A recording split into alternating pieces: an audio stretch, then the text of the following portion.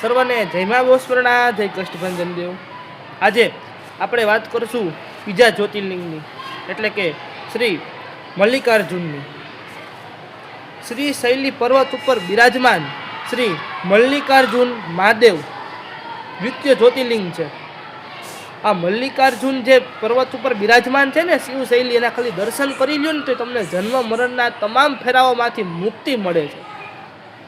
ખાલી પર્વતના દર્શન કરવાથી જ એટલો તો મહિમા ખાલી પર્વતનો છે કે જે પર્વત ઉપર અહીંયા માતાજી ને મહાદેવજી બિરાજમાન થયા છે।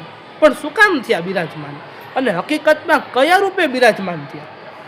આપ બધાને ખબર છે કે પ્રથમ પૂજ્ય માટે માતાજી અને મહાદેવજી એક સરસ સ્પર્ધા કહી દીધી કે જે આખા બ્રહ્માંડનો ચક્કર મારશે તેને પ્રથમ પૂજ્ય ગણાશે।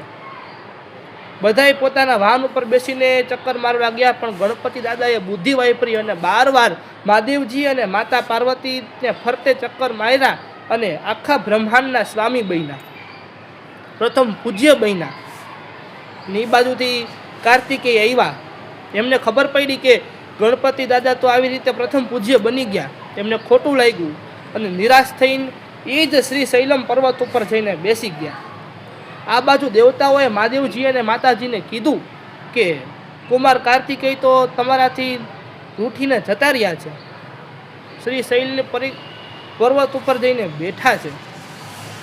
મહાદેવજી અને માતાજી ત્યાં ગયા, પણ કયા રૂપે? જ્યોતિ રૂપે ગયા। હા, ત્યાં ભગવાન જ્યોતિ રૂપે બિરાજમાન છે। અને મલ્લિકાર્જુન, મલ્લીનો અર્થ થાય છે માં અંબા, એટલે કે માં પાર્વતી, અને અર્જુનનો અર્થ થાય છે ભગવાન શિવ, મલ્લિકાર્જુન।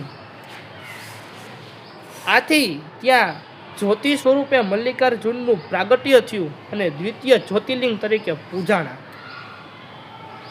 હાલના સમયમાં એ વખતની જ્યોતિ ત્યાં હજી છે કે જે જ્યોતિ સ્વરૂપે ભગવાન બિરાજ્યા હતા।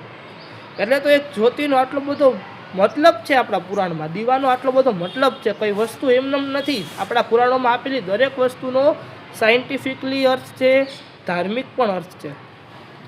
કેમ કે સાયન્ટિસ્ટ તો હમણાં આવ્યા છે, ભગવાન કે જેમે આ પૃથ્વી બનાવી છે એ તો આપણા બધાયથી ઉપરના સાયન્ટિસ્ટ છે।